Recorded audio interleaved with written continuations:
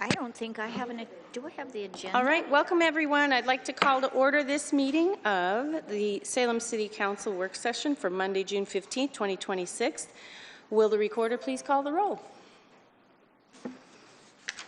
Councillor Tigan? Councillor Nishioka? I'm here. Councillor Matthews? Here. Councillor Gwynn? Here. Councillor Brown? Present. Councillor Vang? Here. Councillor Nordyke? Here. Councillor Varney? Here. Mayor Julie Hoy. Here. Will you all please stand and join me in the Pledge of Allegiance? I pledge allegiance to the flag of the United States of America and to the republic for which it stands, one nation, under God, indivisible, with liberty and justice for all.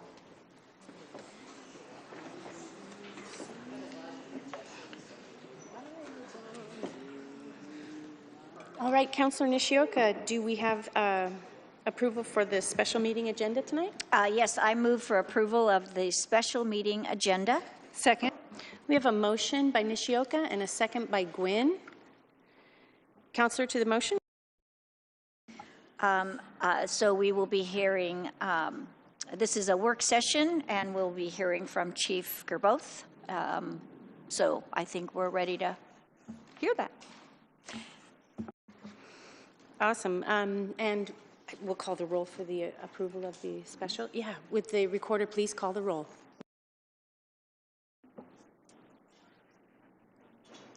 Councillor Nishioka? Aye. Councillor Matthews? Aye. Councillor Gwynn? Aye. Councillor Brown? Aye. Councillor Vang? Aye. Councillor Nordyke? Aye. Councillor Varney? Aye. Councillor Tigan? And Mayor Julie Hoy.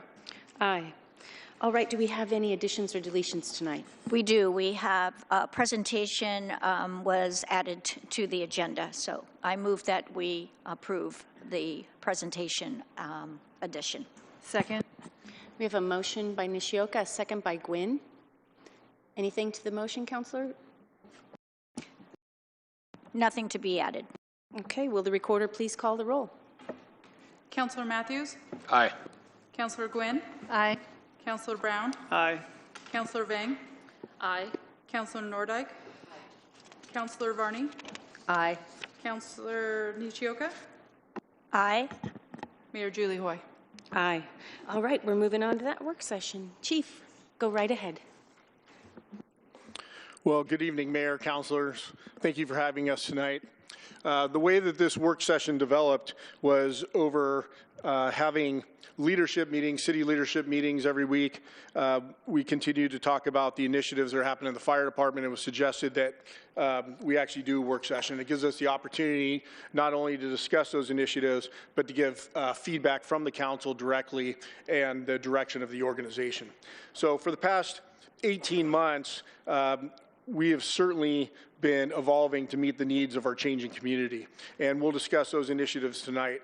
We've had significant leadership transitions within the department, and intentionally we went through a process to evaluate the strengths, weaknesses, opportunities, and threats that we had with our personnel, stakeholders, and leadership. And we identify key opportunities and challenges that result in 5 areas of focus that have helped to guide our priorities as we move forward. Rather than wait for a formal strategic plan, which was expired, we immediately began implementing initiatives that address those identified needs, and they serve as a foundation. However, we have begun our strategic plan process to have that roadmap as we move forward, and we'll certainly be discussing that tonight. So we talked about doing assessment, our initiatives that we've implemented in current strategic plan development. So the 5 focus areas were community engagement and our communication strategy, our service delivery, technology, innovation, data-informed decision-making, our personnel support and wellness, and strategic planning. And all the initiatives that we discussed today can tie back to those focus areas. One initiative that has been the biggest initiative over the last 18 months has been the return of ambulance service to the fire department. And we're not going to discuss that tonight. At the end, we're coming up on 1 year. July 1st will mark 1 year of that service. And so with 1 year presentation, we will deliver in latter part of July on the ambulance service and what has happened through then. So I'll start with community engagement and our communication strategy. And one of our priorities has been involving the communication internally and externally, as well as making sure that we're engaging with the community, engaging with all of our stakeholders. And so there's been several initiatives that we've taken on in internal communication.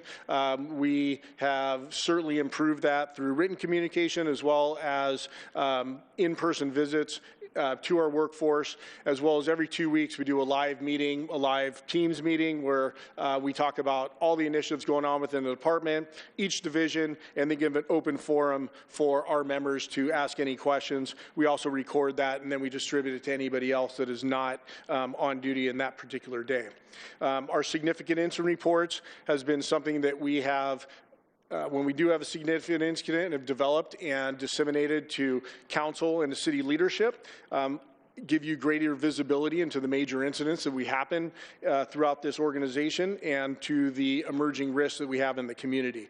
I know I appreciate that you look at them because I've had several conversations that generally revolve around why are we having so many more incidents, and this is a busy organization. It has been a busy organization for years, and I don't think, although we do have a service level increase, really what we're doing is just communicating better for those type of incidents that have been happening for decades in this community.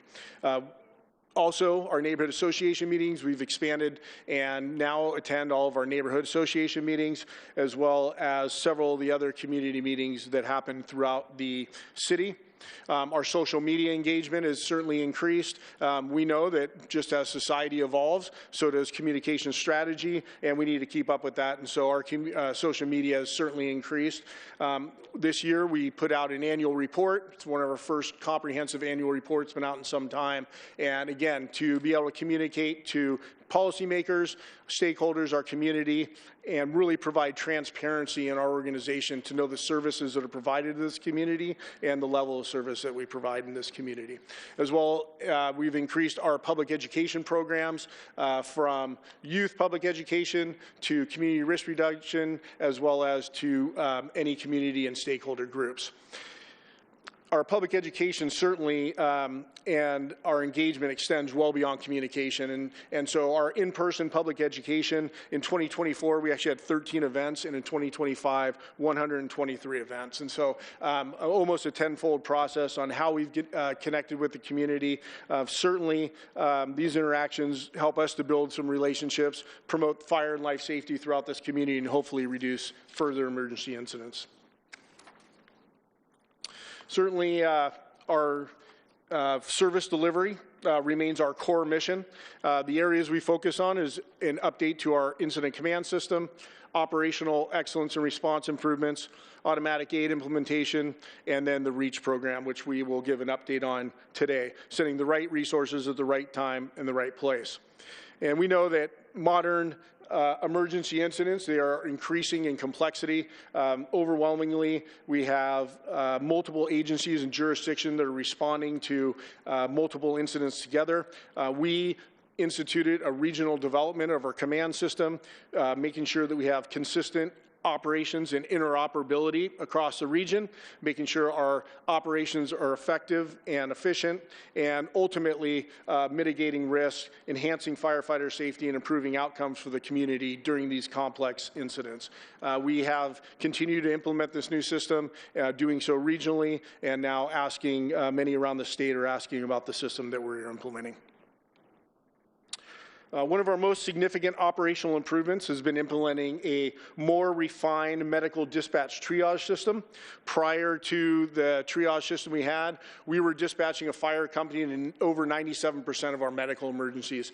We instituted a review of our triage system, looking at outcomes, looking at all of our medical calls for the past 5 years, and that took about 8 months to really make sure that we had a very good triage system put into place.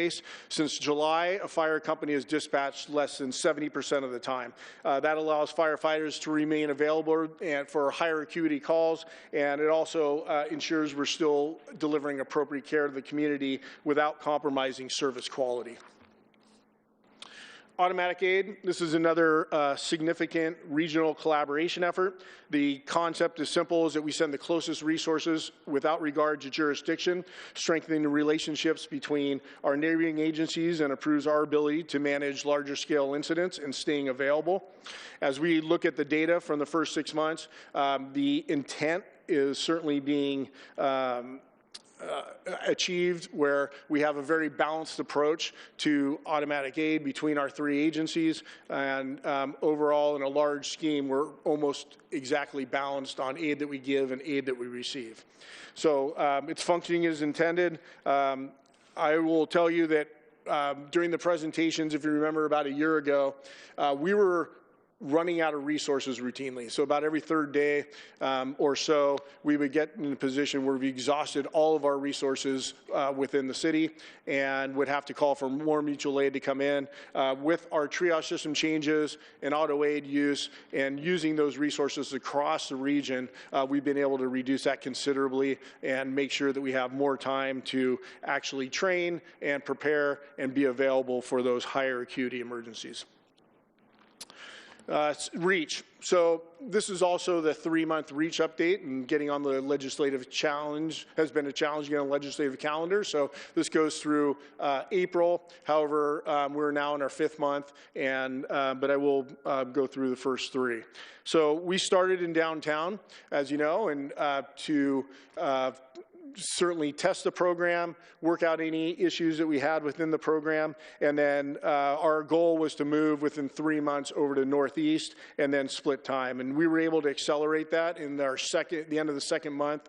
We actually got into Northeast, and so now we're splitting time 50% in downtown and 50% in Northeast, where we both have the most demand for these services.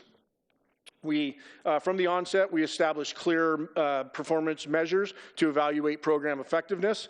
We are measuring both operational outcomes as well as broader community impacts. This is a data-informed approach, and we want to make sure that we're using measurable results rather than just anecdotal experiences. Some of what we have seen is the intent was to save our fire companies for more serious incidents and larger incidents. So one thing that we have done is saved our engine dispatches. So there's been 86 times where we did not even have to dispatch an engine, where REACH was able to go on that call and that engine was remaining available. 81 of those times we were able to relieve an ambulance when an ambulance was dispatched, and 47%, 69% of the time when a fire company is dispatched, we're able to relieve them when we arrive. One notable incident, though there's many, on April 29th, REACH was in the Northeast. They were tending to a patient on the Lancaster corridor and what would have been Engine 3's district if they were committed. At 9:02, we had a structure fire in Northeast. Engine 3 arrived within 2 minutes. There was 2 single-family dwellings well involved in fire, although the damage was significant. It was about $250,000 of damage. There was about $550,000 saved. So within 2 months they arrived. Having those resources available certainly lent itself to make sure that we didn't have just destroyed homes and were able to preserve those. One of the metrics that we started and were very aspirational was, would we be able to transport people to alternative destinations, and could we release the burden on what is one of the busiest emergency rooms on the West Coast? And so looking over the past 3 months, we responded to 6,752 medical emergencies throughout the city. Just day-to-day, with outreach involvement, 67.6% of those patients are transported to the emergency room. And when we look at, when REACH is involved, we only transport 39% of our patients to the emergency room. So it gives us where we have a clear, more intervention. We can take some time. We can get them connected with resources. So 28% of those transports actually go to an alternative destination. And so many of those can get stabilized in place where we can call resources to come. So we've seen a significant reduction when you use REACH on having to impact our emergency room. And we certainly are getting people connected with the right resources. When we talk about the importance of relieving our companies, and we said that 67% of the time normally we're using an ambulance, we reduce that to 39%. Every ambulance transport is approximately 44 minutes, and so that's 44 minutes that an ambulance is taken out of service and not available to respond in our community. And so we can reduce those. Not only do we reduce the inundation of our emergency room, we certainly increase the availability of our very precious resources. Another metric was our high utilizers in the 911 system, where we'd be able to get them contacted with resources, and would we be able to reduce the dependence on the 911 system. Out of what we call highest utilizers, generally is what we refer to as the highest 100 utilizers of the system. And of those that we've contacted 21% of the highest utilizers of the system. And with those that we've contacted, 24% reduction in encounters and 18% reduction in call volume with those users. And then just lastly is the connections that we've had. So through 187 contacts, we've had 282 connections to the community referrals. That has been everywhere from medical treatment to behavioral health treatment to housing and long-term sustainability. And so they're definitely gotten people off the street and definitely having a reduction in our highest utilizers users when we get connected with services. Next, I'm going to move to technology. And so one of the highest areas of technology and data-informed decision-making is coming from our WVCC, the Willamette Valley Communications Center. And so you've heard about the use of AVA and artificial intelligence, center relocation, as well as our data analytics and our data warehousing. We are definitely becoming a data-informed organization, and that is because of our people. We have hired data analysts that are exceptional at their jobs and are really helping us to deploy efficiently, deploy effectively, and using data in the best way to make sure that we're serving the community. I'm going to bring up Deputy Fire Chief Scott Lavelle, who oversees our communications division, to talk about some of the enhancements within the WVCC. Thank you, Chief. Thanks, sir. Mayor, councilors, Deputy Chief Scott Lavelle over at the Communications Center. Chief gave me strict instructions and said, Scott, you got to talk at least 45 minutes. So buckle up, okay? I'm kind of kidding. I've toned it down, Chief, I promise. We want to make you aware of some of the SFD Communications Center strategic initiatives that we're currently doing, moving forward with, which is a connected modernization strategy.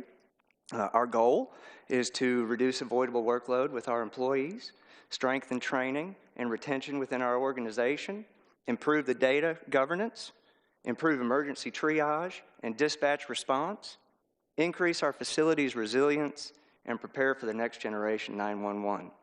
These initiatives are connected pieces of a larger public safety strategy. Together, they support more resilient, consistent, data-informed, and future-ready emergency communication system. First, we'll talk about the data warehouse. This is a pilot project, and it's being accomplished through collaboration with the city IT and GIS departments, as well as Salem Fire's EMS and Communications Division. The Data Warehouse Initiative is a foundation-first data project. The team is first establishing the essentials, which is governance, business needs, data ownership, security, and a proof of concept scope before continuing to hopefully a larger enterprise-wide solution. What is foundation first? Well, it's building the governed environment before expanding the tools, integrations, or public-facing products. What are the current challenges and why this has come about? Thank you, Chief. Forgot I have slideshows here. The current challenges that we're facing, not just within our department, but I think citywide, is operational data lives in many multiple systems, many different areas, creating fragmented reporting, inconsistent timestamps, duplicated effort, and no single source of truth. So what's our pilot proof of concept approach? Well, to start small with Salem Fire Department's EMS and Communications Division, and then grow through a phased approach from proof of concept to analytics, enterprise expansion, and future public-facing dashboards when governance is mature. Our vision is to have a single governed environment where authorized users can answer important business questions faster and then reduce manual reporting and improve access to reliable operational data. This project is early, but we feel we're really strategically well positioned. The team is asking the right questions before committing to enterprise-wide technology decisions. Next, we'll talk about Ava. Everybody's heard about Ava. It is our triage bot that is currently answering our non-emergency calls. Ava's cue the slide. Ava is a workload management and service improvement tool for non-emergency calls. It's not replacing our telecommunicators. It's protecting the telecommunicator time for emergency work. WVCC began with Aurelian on a pilot project January 1, 2026. The purpose was to test whether Ava could safely and effectively handle non-emergency business line calls. WVCC initially set a 40% minimum pilot expectation, meaning that 40% of the calls that come in would not have to be touched by a telecommunicator. To date, Ava is now handling 60% of all non-emergency calls, exceeding expectations. Implementation, we plan to go live with Ava, since we do have a successful pilot program, July 1, 2026, under an existing 5-year fixed rate contract. What value do we see? Well, non-emergency callers receive faster service while dispatchers remain more available for the 911 calls, radio traffic, and higher priority incidents. We've got some resiliency built in. Ava supports CAD synchronization, so she takes information, it interfaces with our CAD system, and dumps that information in. Emergency monitoring, so she can identify when the call she's taking most likely is an emergency and actually needs a human. Workflow customization, audible call review, location validation, multilingual support, and emergency operations mode for major events or call surges. We actually just used this one. There's an incident up in Kaiser. I believe it had to do with Legos and possibly theft of Legos, and we were experiencing a very high non-emergency call volume that day when it went, I think, viral, as they call it. We immediately reached out to Aurelian, and within 5 minutes, we had another call route set up to divert calls coming in that they were just calling to give a hard time, really, but to divert those calls to a recording that would then send them to a preset or established email account. Right now, Aurelian does handle over 100 different call routes. It has answered over 40,000 calls, I say since January, but really we didn't even start testing until March. So since March to date, over 40,000 calls. Identified up to approximately 5,000 emergencies and resolved calls in a median time of 6.28 minutes. What kind of calls does Ava take? Calls similar to fraud, and we've got an example for you. This is a recorded automated assistant from Marion County Sheriff's Office in Oregon. If this is an emergency, please hang up and dial 911. Press 1 for additional language options. My name is Ava. How can I help? I need to report fraud. Let me see what we can do. Are you in immediate danger right now? No, Is this fraud happening in person or over the phone or internet? internet. 1 second. What's your home address, including the house or apartment number and street name? White Lane Southeast, Jefferson, Oregon. It's a house. When did this fraud incident occur? Tuesday through today. Tell me what happened from the beginning. I received an email indicating a transaction through PayPal that I did not instigate, and so I called the phone number in the email, and the people I talked to took money from my bank account. Got it? What's the name of the person or company you believe took the money? I'm not really clear. Several different names. What's the best phone number for you at which a dispatcher can reach you? 503. Got it? Based on what you've provided, these reports are usually handled online at co.marion.or.us. I can text you a link to fill out the report. Is that okay? Yes. 1 second. I can send you that fraud reporting link by text. What phone number do you want the text sent to?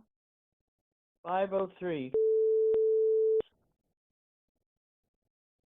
The text with the online reporting link has been sent to your phone. Is there anything else you need help with? No, thank you. All right, take care. So there you go. That's just a little example of what AVA can do. Again, that's just one call route, and I think we've implemented over 120, actually. So SFD, we're going to continue increasing the public awareness. Excuse me, 1 second. Yes. Seems, if you're okay with it, Councilor Brown has a question. Yeah, sure. You okay with me asking you a question? Sure. Okay. So when you receive a call, or when AVA receives a call, and it sounds like that, and it's gone to the the right place or the right source, are you finding out that the person who received the information, do you find out that they're like, oh, I like this is good, this is working for me? Or has it been a mixed response? Currently, feedback is fairly limited from the community, but what I was going to state, Counselor, right here at the end is that we're going to increase the public education. Once we move past the pilot and go live July 1 through our social media platforms, and actually we're going to be doing some mini-series with CC Media. Got it. So feedback right now, to answer your question honestly, is very limited. Besides in-house feedback, our dispatchers are able to give live feedback after they review the call, which helps us ensure that AVA is routing the calls to the correct place. And right now we have a 98% positive feedback. Got it. And when you say we go live July July 1. Okay, thank you. You're welcome. Councilor Varney has a question. Thank you. That was very interesting. How do you slow her down? I just noticed that the caller was speaking about half or even slower. So we sped that up. We sped that example up so it wouldn't take as long. We our video guru that we've got at WVCC was able to speed that up a little bit. Yeah, you're welcome. Next initiative, Comms Coach. The Comms Coach platform that we are currently implementing should go live around July 1. Will allow WVCC to provide quality assurance to calls answered by the center while improving our data-informed coaching, hiring, training, and retention decisions. The purpose is quality improvement, not discipline. Human supervisors remain responsible for interpretation, coaching, and follow-up. How does the platform support WVCC? Well, it connects hiring and training, quality assurance and quality improvement, daily observations, coaching and retention into one stronger employee development model. The value It expands our ability to review preset standardized criteria. It identifies trends, positive or negative, and provides more timely feedback to help supervisors find training gaps earlier. Our hiring value, the training value, realistic simulations, structured learning paths to include micro-learning, progress tracking, and a quality assurance-based training that makes development more targeted and practical. What value do we get out of hiring? Well, we have a pre-hire assessment that applicants take within the application process. It supports the evaluation of the 911 core skills and competencies, as well as stress and trauma resilience. So it tells us, hey, is this candidate cut out or are they not? The cool thing is after they do the hire portion of the platform, it actually builds a portfolio for that individual and points out the opportunities to improve on. So we plan on actually doing this with our tenured staff as well. In telecom, we've talked about this for a couple of years now, but we finally went live June 8th, 2026, so last Monday. WVCC fully implemented in telecom, which is our new digital emergency medical dispatch call questioning. The goal of in telecom is to better align our EMS response with the actual acuity of the call and improve consistency when questioning callers. So what did our implementation path look like? Why did it take 2 years? Well, we had to update our legacy call questioning, the questions that we used to ask callers off of a flip chart. Once that was done, we completed a technology readiness assessment and implemented necessary fixes and integrations. And then we conducted testing, training, and then finally went live. Our operational value that we see within it in telecom is it will assist with maintaining an appropriate response for true emergencies while reducing unnecessary crew responses to non-critical calls.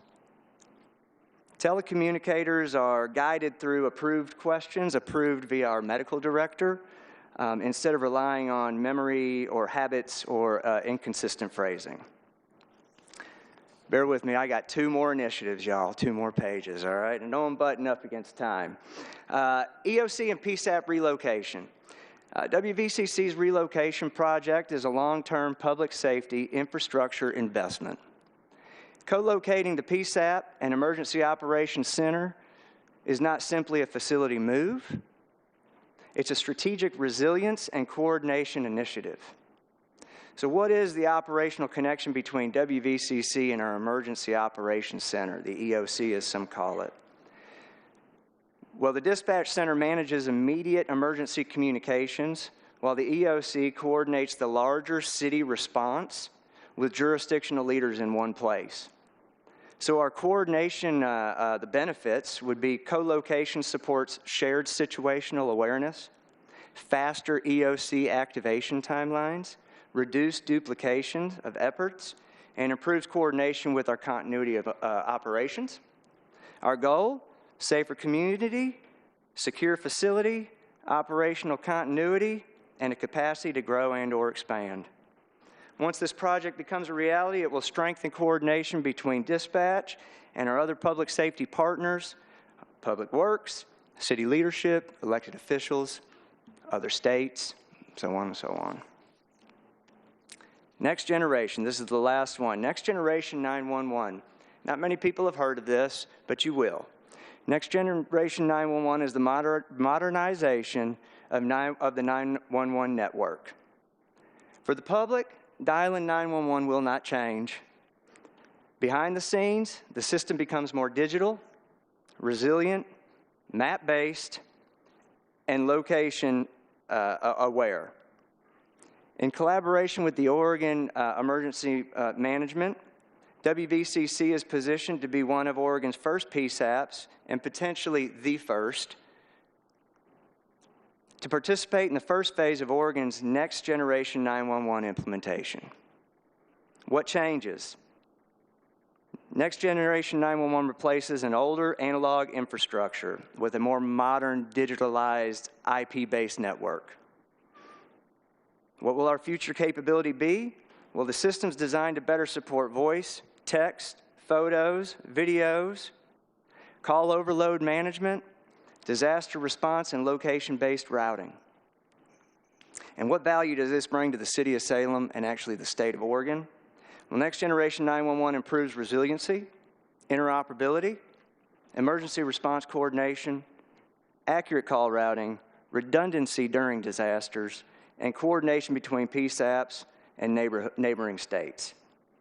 Our position, Oregon has more than 40 PSAPs serving all 36 of our counties, and early participation positions WVCC and SFD as a leader in one of the state's most important public safety technology transitions. So the final message, together these initiatives reflect WVCC's broader modernization strategy. This is not technology for the sake of technology. This is a practical, phased public safety modernization plan. How'd I do on time, Chief? Good job. Thank you. As we close up that section, I do want to mention with Ava specifically. Excuse me, Chief. I'm sorry. Councilor Brown has a question. Yes, sir. And I don't mean to ask you a question, but I wasn't sure if we're waiting until you all are done, or are we going in and out? It's up to you. Yes, sir. Okay, so I have a question for you. It's in regards to Ava and the storage that we have for the data. How large is that?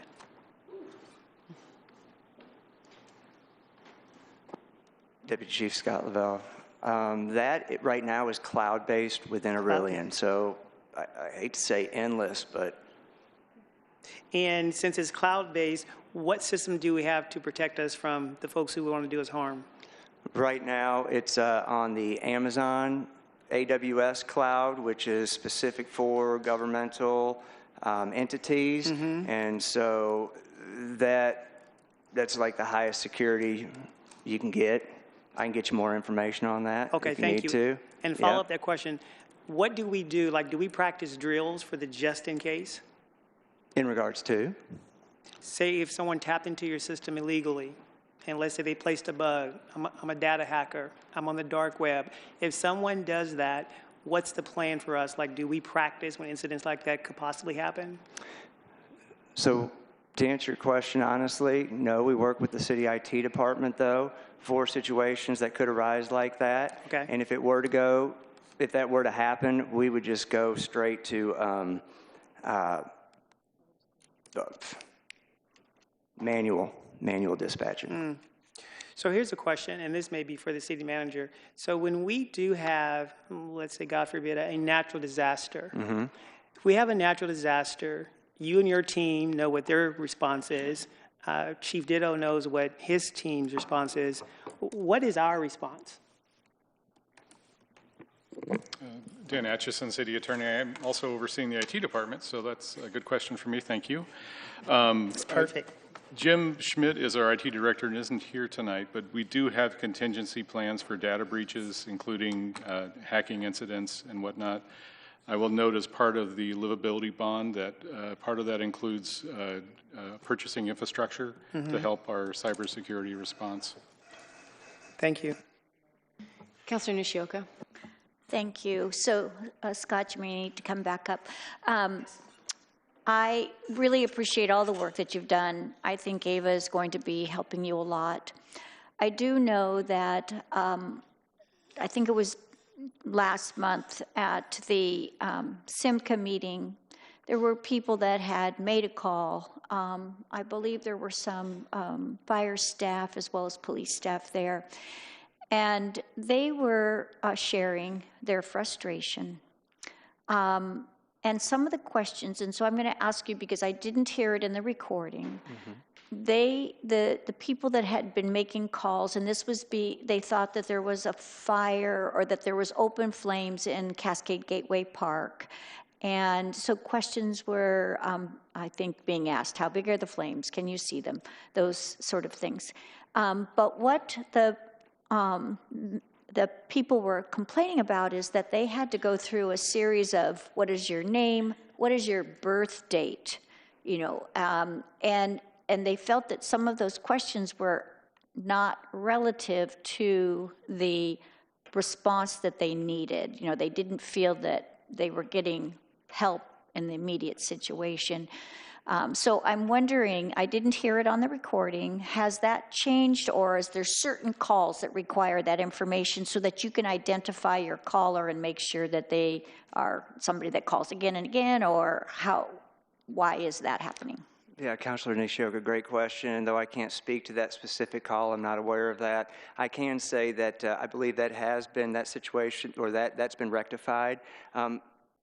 The first 4 or 5 months through this pilot, and to date, now we're doing it about every other day, we would meet on a daily basis with Aurelian's team and identify, the feedback from our staff that was providing live feedback.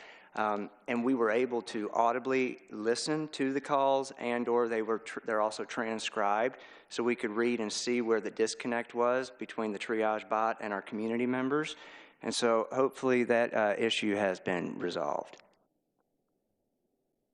As a follow-up question, I don't know if you had received, there were also some emails from people just for today's work session that were saying that they ended up getting placed on hold for a long time. So again, might you be able to answer those? Great question. And yes, I am familiar with 1 or 2 of those emails, I believe, that came through. I read them this morning. We did do a deep dive into the facts on that one. Right now, we have Ava that our triage bot is running on 9 of our busiest non-emergency call lines, 3 in Marion County, 3 in Polk, and 3 in Lincoln County.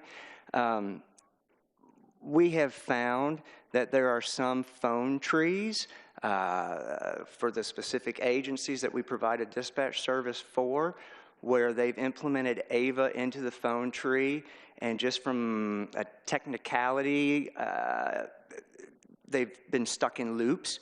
So we cannot actually tie that back to Ava, and/or we can't directly tie that back to the phone tree. But Aurelian's team is very involved with troubleshooting this issue, and our team and the teams that whose phone tree this is, very involved.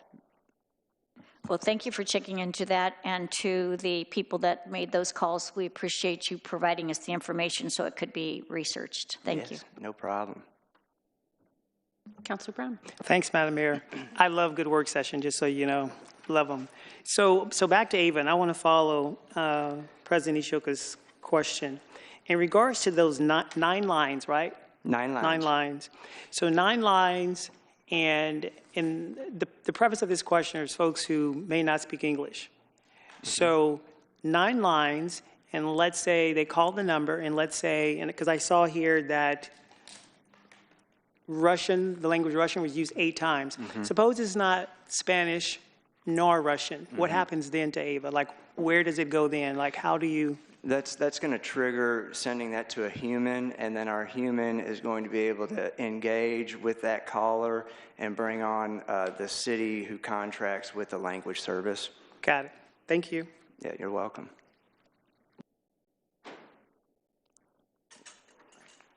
Thank you. Just to close that out, this is certainly the community benefit we've seen, and I know I've spoke to several of you up here that have called a non-emergency number and been stuck on hold for 20 to 30 minutes or more. And so to get them adjudicated in 6 minutes, that is certainly a community benefit.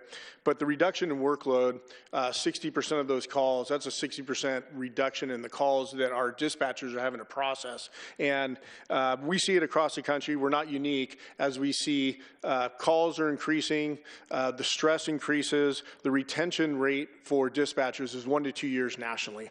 And if we can reduce the workload and get it manageable, increase our retention, and then we don't have to be, what we're trying to do ultimately is break this cycle of shorter retention, forced overtime, and really support our workforce that will lead it to increased service delivery. So it's more than just service delivery. It is certainly a big cycle that we see throughout the nation that we're working to break. So as I move forward, the next is our personal support and wellness with our key initiatives of professional development that we've made a priority in every level of our organization. the peer support program, how we support our people, ready, rebound, and then struggle well. And as I start with professional development, it is really important when we look at where we are as an organization. And right now, anybody in red could leave the organization today. And so that is a significant part of our senior leadership, chief officers and captains. 30% of our workforce is eligible to retire in 5 years. That is a pretty scary proposition. We have not been great at professional development and preparing our members to move up in the organization, and that's why we put such a focus on it. That's why you heard in Budget Committee the reclass into training, and certainly thank the council for helping to support that. And I'd like to invite up our Deputy Fire Chief of Training, Mike Walker, to discuss professional development. Mayor and councilors, my name is Mike Walker, and I'm the new training chief for Salem Fire. When I was hired 3 months ago, I was given several strategic priorities to focus on. Most of them involved developing various programs that a fire department our size should have and should have well established. This includes things like a truck company academy, a progressive and recurring wildland fire training curriculum, a standardized recruit academy, and most importantly, career development programs. In our organization, many of these programs either had fallen by the wayside over the course of time, they never existed, or they were not managed consistently over time. Without the robust training programs we should have had, we got by on collective expertise and a system of sharing knowledge tribally. Fortunately, we've had great, experienced firefighters over our history, which has maintained a collective level of competence. Unfortunately, as you can see by this slide, we are going to rapidly lose that collective experience, potentially a third in the next 5 years. And the people we're losing, they're the people with expertise. They're our most experienced, most senior people. As training chief, this is one of the things that keeps me up at night. I wonder how I'm going to ensure that the next generation is prepared to do the job the way the current one is. There's a lot on our plate right now for the training division, but of all of our priorities, formalized professional development programs are the most pressing for us. A career development program is a course, sometimes we call it an academy, that prepares up-and-coming firefighters, engineers, company officers for the next rank, and importantly, for the promotional exam, which I'll talk about here in a second. These programs are absolutely necessary for us to successfully address the succession planning we're going to need with the retirements that are coming up. But the problem is bigger than this. The lack of structure and programming, especially in career development, is not just a future problem. It has been and continues to be a problem for the organization and will be until we address the underlying causes. In the past 5 years, we've conducted 5 captain tests and 2 battalion chief tests. The success rates for those tests were 54% for the battalion chief test and 43% for the captain's test. That means 53% of the candidates actually successfully passed the battalion chief test and only 43 passed the captain's test. Obviously, this makes it very challenging for us to fill vacant positions because we exhaust lists relatively quickly. It also strains our budget as we have to conduct these tests more frequently. And these tests require hundreds of personnel work hours to put on. This is compounded by the cascading effect it has on morale. We're seeing less and less people sign up for these tests, and that shouldn't be a surprise. With no formal preparation process in place, candidates know they have to go it alone, and the likelihood of being successful is roughly 50-50. That's not real incentivizing to take the tests. We need these programs not just for the future, but we need them for now. The good news is we've identified that, and we're dedicated to making this happen. And we're working toward the goal. Gaining the new training officer and the staff assistant is going to be critical to our success in this regard. But I need to be realistic with you because it's going to take a lot to get there. We're not going to solve years of deferred program building overnight. What we're going to do is build it the right way, with structure, consistency, and a long-term vision. The goal is straightforward. When the next generation of Salem firefighters and officers step into those roles, they'll be prepared. Not because they figured it out on their own, but because we actually built a system that prepared them. There's a lot of work ahead, but for the first time in a while, we have the right people focused on the right priorities. I'm confident we're heading in the right direction. Councilor Brown? Welcome that's not my aboard, job, Chief sorry. Walker. He stole it. I appreciate your analysis because this is really helpful. And if you could go back to the previous slide, this one. So I do have a few questions, Madam Mayor. So the first one I want to ask, I'm looking at the leadership right here behind you, and you being a part of that. How many of you are in this group that you could be gone by tomorrow if you wanted to? Can I see who you are? Well, I guess. Yeah, see, that is what keeps me up late at night too. And so we both are walking the floor quite a bit at 1, 2, or 3 o'clock in the morning for a variety of reasons. Because the chief has already articulated the growing need that's in the northeast part. And when you or we could lose top senior leadership, that is concerning. Because who's going to fill those shoes? Because I would be the first person to say, I'm not sure someone can all of a sudden match you at your level. And so when I think about job recruiting, think about people who want to be a first responder. And you had said that one of the things that you're looking for is structure and consistency. Can you kind of break that down? Like, what does that look like, feel like, and sound like if it's an actual program? Does that mean more things in community colleges? Does that mean contracting with BOLI to deal with tradesmen in the state? What does that look like? No, Councilor Brown, I appreciate the question. That's a good question. What it looks like to me, let me give you a little bit of a background. So prior to me getting hired, there was no dedicated training chief. I don't know if we've had one in our past or if anyone can speak to that, but it was always an EMS and training chief that wore both hats, which because of our emphasis on EMS, especially in the last several years, training kind of took a back seat. And you go back a little bit further, we had the COVID pandemic, and a lot of things got shut down. A lot of programs got shut down. So we've been going for 5, 6, maybe more years without these internal programs. So to answer your question, the programs are internal programs that we build. Right now, I've walked into a division that really has no structure, no programs in place, which is, on one hand, it is overwhelming. But on the other hand, I have a blank slate to really create something, a very good system with a lot of processes in the programs that will strategically point us in the right direction. So if you want a few examples, I can give you a few. The career development programs, and we want one for each rank. So we want one for the engineer position, so all the firefighters testing for that. They are prepared. They go through coursework and classes. There's a lot of ways to configure it, and we need to be creative because of budget. But they go through that coursework, and then when they take the test, they're prepared for it. Same with the captain and same with the battalion chief test. We are currently starting to work on developing a truck company academy also. It's going to have kind of a similar format where there's coursework, and we set a standard for our people so they know what is expected when they operate on a truck company. There's a few other programs too in there. Our recruit academy has not been very standardized over the years, and it has been anywhere from 4 weeks to 12 weeks.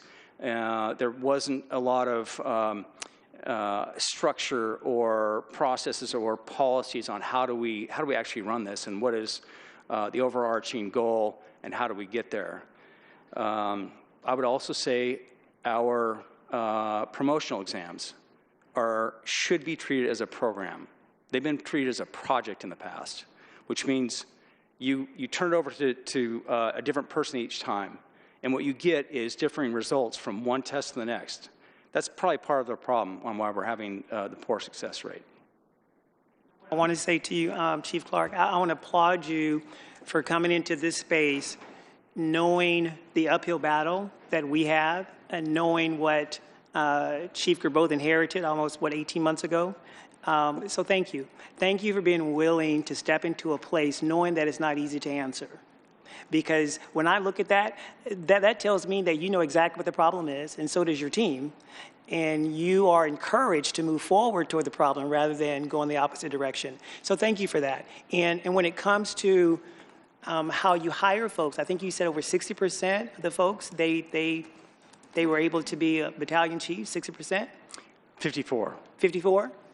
Mm-hmm. And in your eyes, is that good? Oh, no. That's atrocious, honestly. Okay.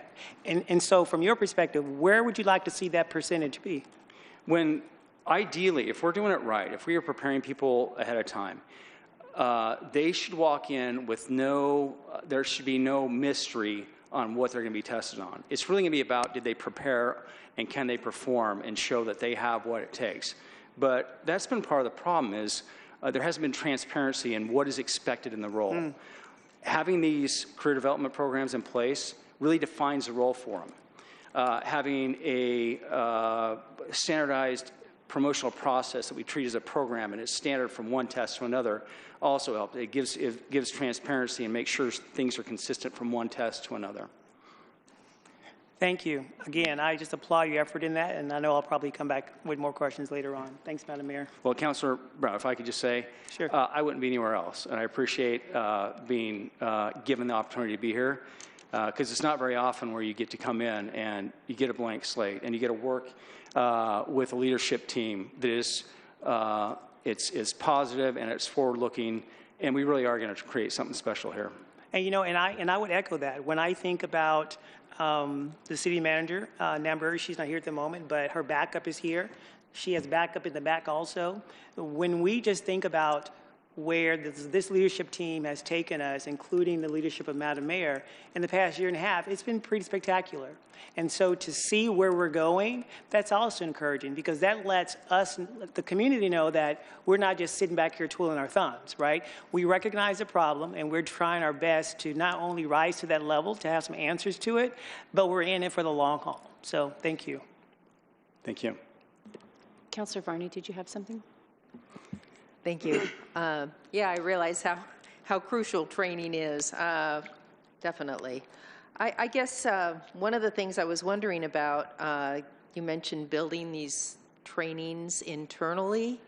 I guess I would have assumed that these training programs would have been standardized amongst other fire departments as well, or everyone goes out, like I'm thinking of police academy or whatever, where folks from all different departments come together so they get the same training. Why is this different? Councilor Varney, that is a really good question. I get asked that a lot.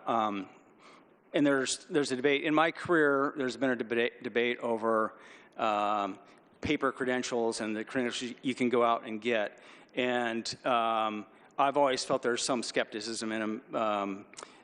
When you see someone shows up with this huge list of, I've got all these certs, well, they're only as good as the training you received and whether you've applied it. The problem beyond that is, do they necessarily apply to your organization?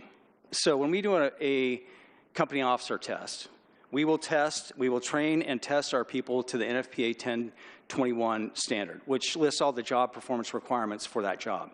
The problem is it refers to the agency having jurisdiction a lot, meaning they need to have the ability to conduct training for their company and assess the company's needs. They need to be able to perform these certain skills on an emergency scene. And a lot of things, but it is not customized for the particular agency. So it's missing. There's huge gaps. So when we build this test, we are aiming for the job performance requirements of 1021, plus what do we need from you as a Salem fire captain? Does that make sense? Yeah, I mean, it does make sense unless you have people coming in laterally or transferring out, and then it seems more wasted if it's not more uniform. But that's okay. I just wanted to know why. And if I could address that, because you're kind of rolling the dice when you bring in people laterally. Sometimes they're great, sometimes they're not. I've seen a lot of what were seemingly great candidates that came from big departments and really busy engine and truck companies who were really, they had a great reputation because of their department, but they individually couldn't perform. So it's really incumbent upon us to make sure we train people the way we want them, because we're going to have high standards. You could meet the 1021 standard, and it could be here. We don't want that. We're going to be here. We're going to be here. Councillor Nordyke. Thank you. So looking at this chart here, I'm wondering, how does this compare with other fire departments in the Oregon area, other comparable departments? Councilor Nordyke, I can't speak to the departments in Oregon, but I can speak more generally. I can speak, I'm from Boise, Idaho. So what I have noticed, I've been in the fire service for 31 years, and this is not a problem unique to Salem Fire. But it's a pretty daunting problem. I know other people are dealing with this, but maybe, Chief, I don't know if you can speak as... Well, I can, thank you for the question. As far as retirement eligibility and members that are leaving the organization, that is very common because these groups were hired in very similar times during expansion. What's different, though, is many of us come from organizations that had extremely well-developed professional development programs where we had a sustainable workforce. So, yeah, we had a lot of people leaving, but because we had these strong professional development programs, that we knew that we were going to be sustainable because we had more people taking and passing the exam than there were positions. We're in the opposite right now. We have less people getting through the exam than we have positions, and we can't fill them all. All right, excuse me for one moment. I'm going to have to ask Chair Nishioka to take my place here. Don't take it personally. I appreciate every one of you and all of your efforts, especially my CERT buddies. Thanks for being here.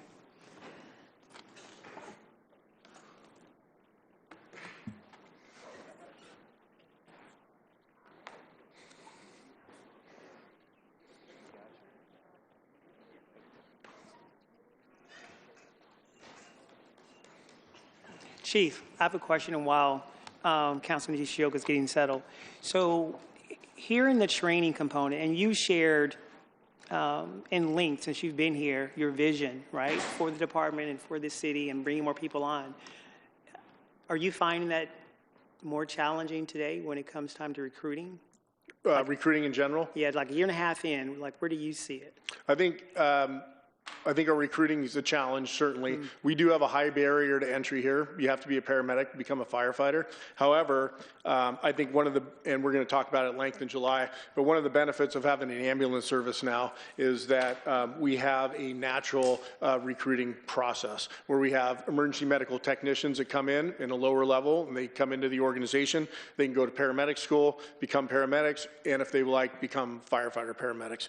Right now, we just started on June 1st. We started a fire academy. So we have 10 recruits in that fire academy. Out of the 10 recruits, 7 were paramedics on our ambulances. So we are seeing a natural progression. We're going to continue certainly to increase that professional development internally so that we do have that sustainability as we move forward. Because I think you said it, I want to hear it again. You had said that EMS folks, you have the same qualifications as they have, correct? Medically? Medically. Correct. And we do require that in our system. So if you want to come here, you got to be able to do that. Correct. And how long has it been that way? I don't have no idea. How long have we had that requirement? Yeah. Longer, what is it, 70s? 80, yeah, 80 probably. Yeah. Oh, before I was born. Got it. Now we know how old you are. I can say a lot more. But anyway, so thank you for that, because I know your vision casting is vital, and I appreciate it, because it lets us know that we know that we're not going to be here forever. And so to hear you as a leader kind of think through a plan and bring on folks like Chief Walker, I think that's exceptional work, because it lets us know, hey, we got some work to do. So there really wasn't a question in there. More like I was just stalling for time until she got all settled. Well,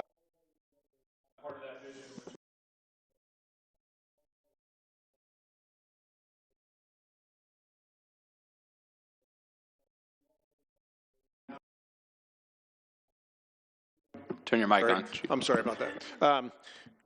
as I mentioned, the rest of that vision is that the leadership is going to be by members that came up through the Salem Fire Department, and we did not have a good succession plan.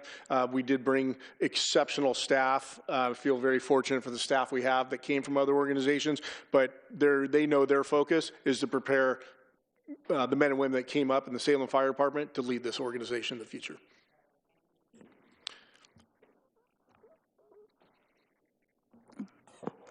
Does anyone else have any questions? Got to keep going. I got a couple more things. Go right All ahead. And I'll just finish up with training. And we did talk a lot about professional development. The other effect of training is just societal changes that we're experiencing. And we need to be, just as we need to adapt and overcome the challenges we have every day, society, as it evolves, so does the fire department need to. One is wildland fire. We have seen the proliferation of wildland fire throughout the landscape in the United States. In Georgia, they lost 54 homes a month ago in an area that normally does not have wildland fire. In 2025, our largest, most complex incident was a wildland fire in southeast Salem, and today almost half the fire department was working a wildland fire in South Salem. And so this is a real threat. We need to continue to make sure that we train for that. Lithium-ion batteries we've talked a lot about. That is no longer an anomaly. This week we had 2 separate traffic accidents with electric vehicles, which took training and specific tool that we have to de-energize those cars to make it safe to render aid.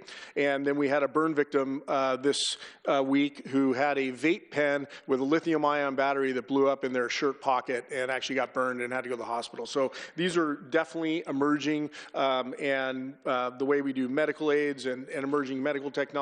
So our training is certainly to keep up with changes in technology as well. I'm going to move on into personal support and wellness, and I want to talk about our peer support team. It's really incredible what our members do. And in the early 2000s, we started what we called critical incident management stress team to really help with debriefings and diffusings, having those conversations after critical incidents to really get that out and minimize post-traumatic stress disorder. In 2009, it transitioned to what we call critical incident management or critical incident support management team, and then into peer support. And these are now over national curriculum that we're using. We have clinical oversight of the team. The reasons we're doing that is it is no secret that firefighters, dispatchers, our EMS professionals constantly in horrendous calls that do cause a lot of stress. And we have seen, unfortunately, our suicide rate of firefighters in the United States is now outpassing our on-duty, line-of-duty deaths. And that is certainly a heavy stat. We are continuing to invest in our members, and our peer support team is one that's available 24/7. It is peers that are respected in our organization. They have to be voted in by their peers. It is not just firefighters, but our EMS professionals, our dispatchers, focusing on resilience of our members. Couple other things I want to talk about. Ready Rebound. This is a program that is going to be for fiscal year 27. This is a navigation system to help get our first responders treated and get them back to work. Obviously, this is an inherently dangerous job. We try to avoid injuries as best we can, but they're going to happen.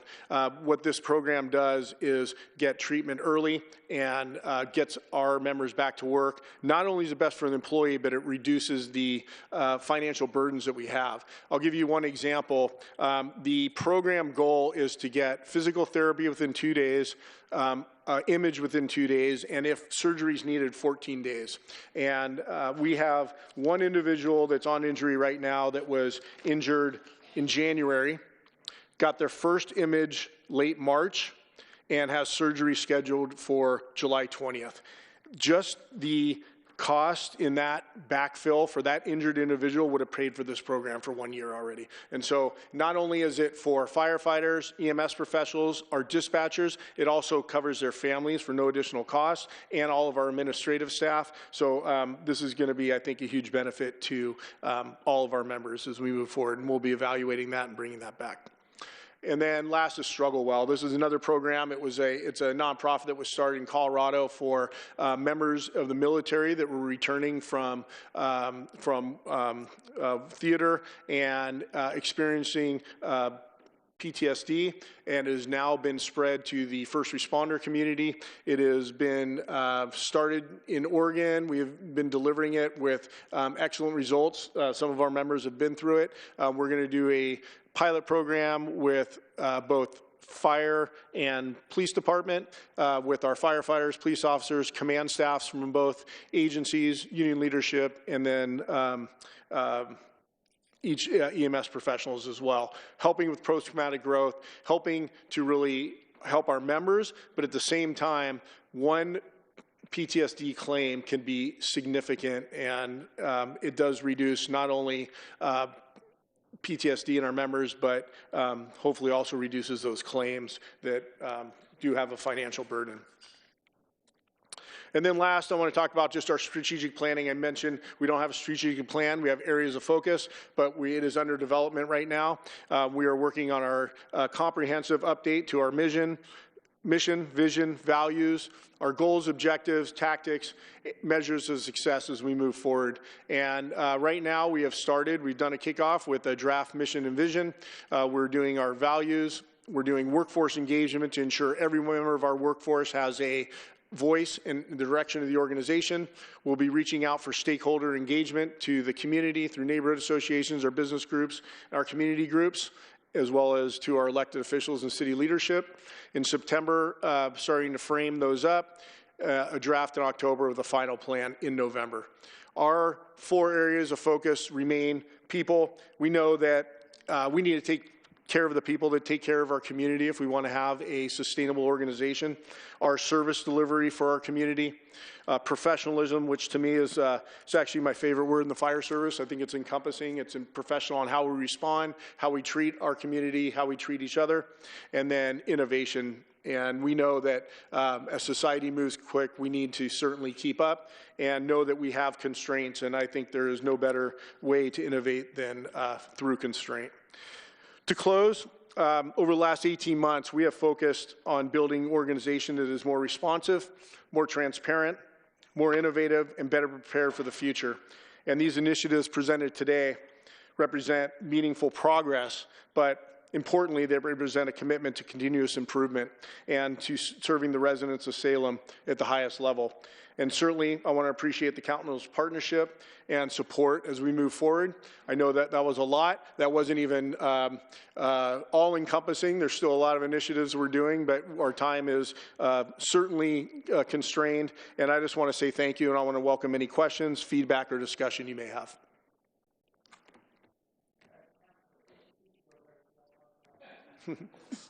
I'll take that offer. I do have subject matter experts up here for each of our divisions too. So Councillor Matthews. Well, great presentation, Chief, and everybody else involved. I mean, one of the stats that really pointed out to me was the PTSD stat. That is shocking. I had no idea the numbers there. But then as I started kind of looking through the data, and one thing I've kind of been doing some math here, and so I'm going to pull us way back to the auto aid slide, way back in the beginning. And I was kind of doing the math, and it looks like as an overall average, we do about 13% more calls. We give more auto aid than we receive by about 13%. But when I actually look into like specifically who we're giving it to, we give 58% more to Marion County specifically than we receive. And so it seems like I'm trying to kind of gauge for myself the success level of auto aid and being able to determine, like, is this beneficial for the city? Is this the right move? Are we financially actually making a difference here? And to be giving 58% more calls, that's about 436 calls is what I was looking at, and that's essentially like us covering the cost of 49 to 62 shifts in total. And so what other ways can we look at to determine whether or not auto aid is being successful beyond these numbers? Because those numbers don't speak success to me. Well, I will tell you, look at a lot of systems. Auto aid is very common in any metropolitan area, and to have even that close a balance is pretty overwhelming. To have, I can bring up other slide, but some have a very large disparity. As far as what are the metrics that we're using as making to see if this is actually successful or not, I did bring up in our 6-month update, we've had several incidents where we had units that were unavailable. We had a structure fire that was across the street from Station 10. Station 10 was on a medical emergency. The first engine came from Marion County on a structure fire into the city, and the first 2 engines actually. And if we would have waited for a Salem engine to show up, it would have probably destroyed the house. Fire was stopped in the attic. We've had several structure fires. We've also had vehicle extrications and vehicle rescues where we've had critical patients where seconds count, and getting the closest resources available is critical in an emergency. So when we look at our borders, we look at Cordon Road, for example. It's our border of our urban growth boundary. We have a Marion County station that sits on that urban growth boundary. And when we look at Station 10, it sits on the urban growth boundary for the county. And so I don't know how we justify having engines sit there if your family, well, I won't say that. My family had a medical emergency or a structure fire. I don't see how we justify leaving that engine company that's capable with advanced life support or the ability to put out a fire sitting there and have our companies drive by it. So with that, I mean, I want to make sure we're not getting abused, right? Like I want to make sure that our partners that we're with are partners and they're not taking advantage. And so do you know, have any of the partners, have any of them reduced their overall service? Have they shut down or removed any ladders, trucks, or anything else from their system since starting this? So they've maintained all of their units. The only, I think Kaiser, they just haven't used their truck, so they never had a staffed ladder truck, so they've gotten rid of their ladder truck, but that was not due to auto, that was due to unuse. It just wasn't being used. But as far as the on-duty staffing has not changed for any of our companies. Okay, for our partners. For any of our agencies.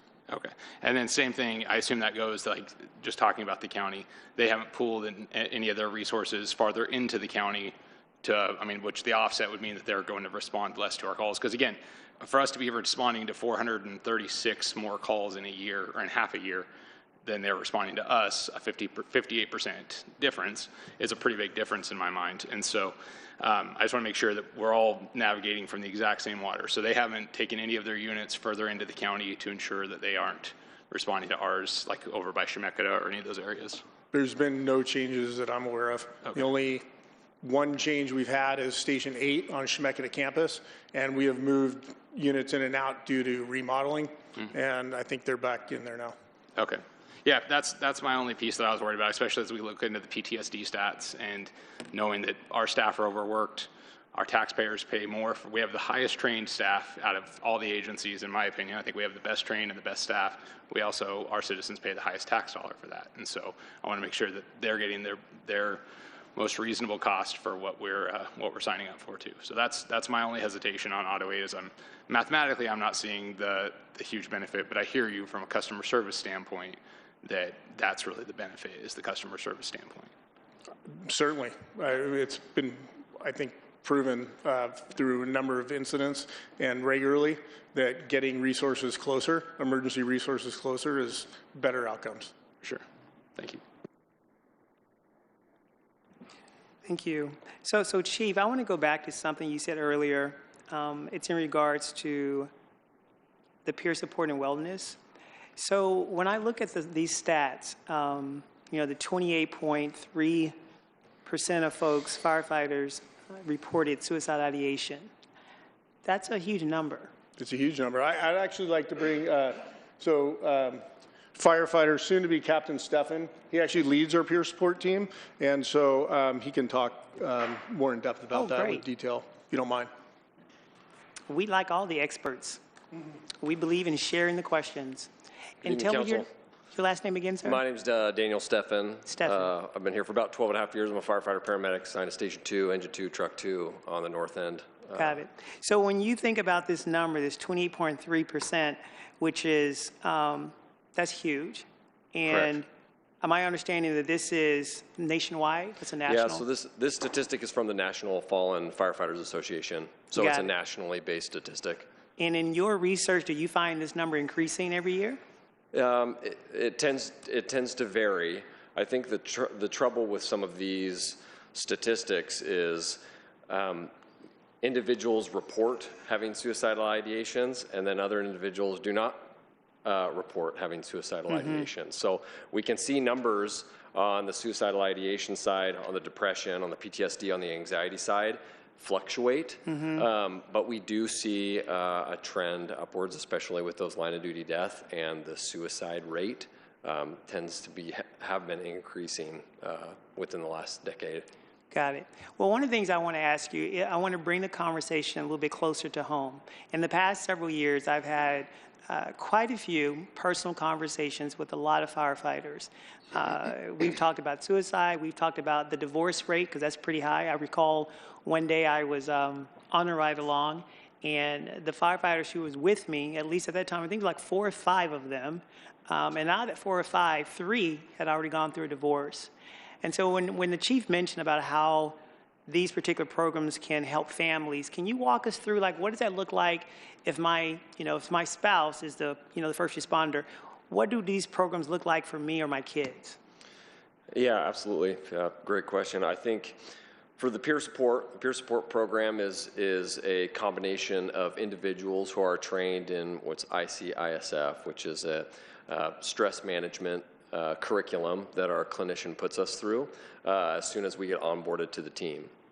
So in reference to individuals that are struggling, we have some tools in our toolbox, but really when it comes down to it, the peer support program is kind of a Band-Aid. The individuals are Band-Aids, because people that are struggling at that level, they really need, clinical assistance, and they need they need a therapist to talk to. So the resources that we have at our disposal, we have what's called a counselor referral list that we have, quote unquote, vetted, that individuals within our organization have used previously and have had positive interactions with, and they are all technically, culturally competent. So they are clinicians who understand the fire service, who understand EMS, and are going to treat these individuals from a perspective of we understand the job. And so we have a list of individuals and therapists that we can reach out to when individuals are struggling. So it's not like they're having to go and search for a therapist that understands the profession. And I use the term vetted kind of loosely. These are therapists that have treated individuals within our organization, and they have kind of given us the thumbs up, like, this is a good one, this is great for marriage and family, this is a great clinician that focuses on finances, this is a great clinician that has multiple modalities that can treat, PTSD in reference to fire and EMS. Well, one of the things that you just said, and I want to highlight it because it's in response to something Chief said last year, you used the terms cultural competency. And so I want to go back and unpack that a little bit, because folks may be watching at home or listening, and they're not sure what does cultural competency mean. So when you use that term in this particular space, can you share with us how you define that word, or how your team defines that? You bet. So the peer support program identifies culturally competent clinicians. So they're clinicians that, whether they have experience in the space of fire or EMS, and even some in military, they are aware of what the job entails. So a clinician that maybe focuses on, marriage and family, right? One who is culturally competent and understands kind of our work-life balance, the struggles that we deal with from, a cortisol level, from being on shift 24 to 48 hours to coming home and having dips in some of those cortisol and levels that can kind of agitate individuals.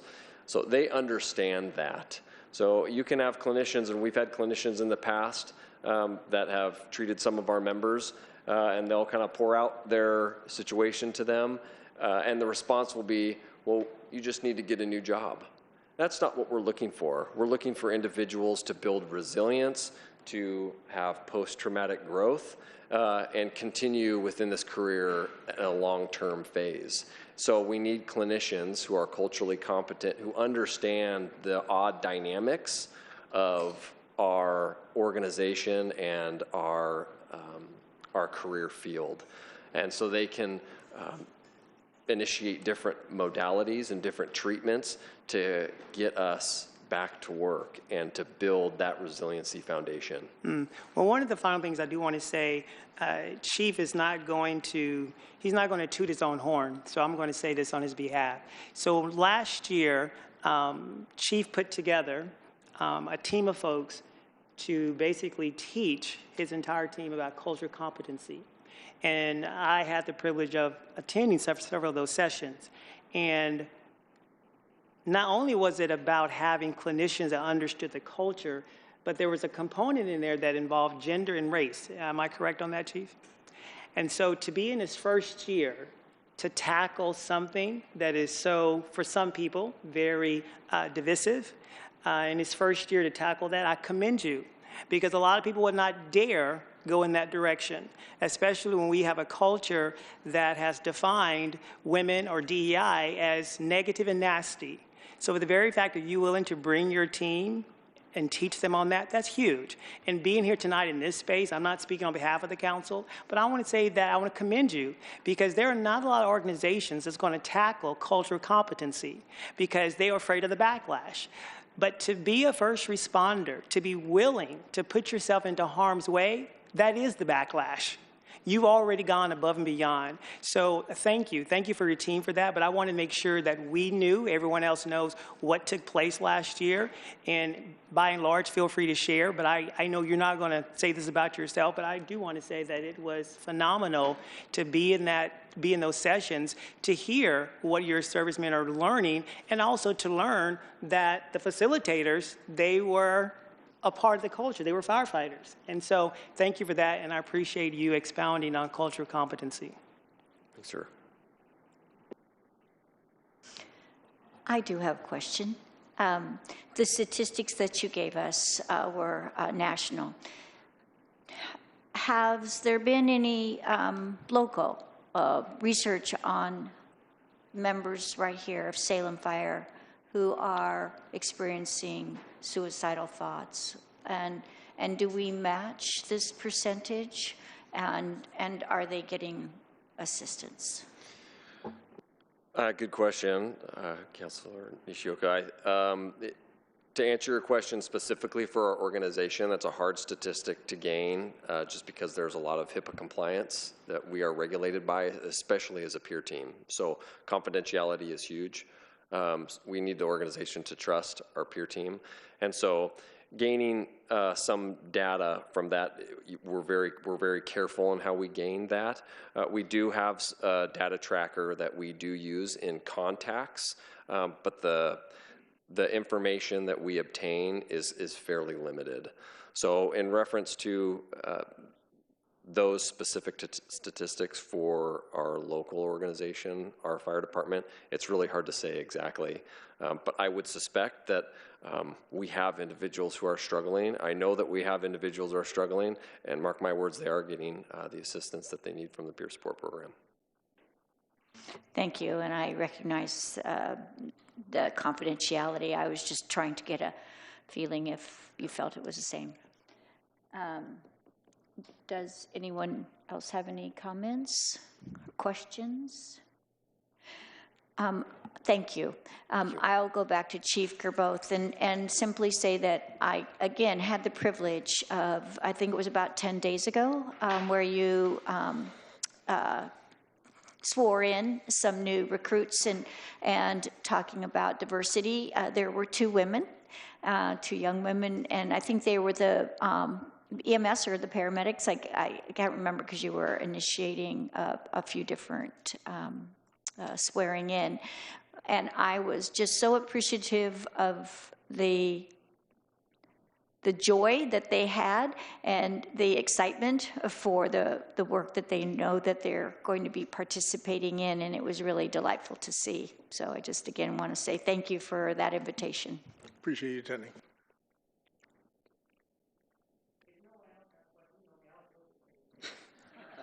I think you have some counselors that want to make sure that you don't overfill it, but go right ahead. Feel. So Chief, again, I love a good work session. So when you think about the vision that you have, and this is one of my last questions, at least I hope so. The program called Struggle Well, which is new for us, and I know you're ready to come back later on down the year to share more with us. Can you kind of share with us like your thinking process as to what happened to where you said, you know what, I like this program. It speaks well for my team. I think it'd be a good fit. Let's try. Can you walk us through your thinking of that? Yeah, absolutely. Well, this is one of the reasons that we coordinate with other organizations. We don't build walls around our city. This actually was initiated by another fire department in Oregon, and they were looking for a program to help their members. And they went to Colorado, where Boulder Crest, the company, the nonprofit, is hosted. They went through the program. They brought it back to Oregon. What has happened now in Oregon is that PTSD has been presumptive for first responders. And so, one, we want to do what's best for our people. Absolutely, that's the number one thing. We want people to have long careers, healthy careers, and we want them to be productive. The second is there is a huge liability financially on claims. And so they were also looking for a way to minimize that. And so the SAFE Corporation in Oregon that does workers' compensation actually put up some money to put together some of these courses and put them on throughout Oregon. And so the feedback has been exceptional throughout the state from different organizations, and we were approached by the Oregon Fire Chiefs Association. We talked about trying to bring it here to Salem and then expanding beyond just firefighters, but looking at dispatchers, EMS professionals, and law enforcement. And so we'll be, I think, the first class that has that makeup of really all the public safety entities in one. I love hearing that, and so thank you for sharing that. My last question will be, it's in regards to the trades in Oregon. When it comes to BOLI, the Bureau of Labor Industries, and all the programs that they have, whether it's learning a trade to be an elevator operator or it's a trade of being a plumber, engineer, there's a variety to them. Have we gotten one yet that involves people becoming a firefighter? We have a couple different programs that exist throughout Oregon. One is, well, certainly the community colleges has a system. There was a program at West Salem High School, I think it's going to be cut, but it was trying to develop high school students.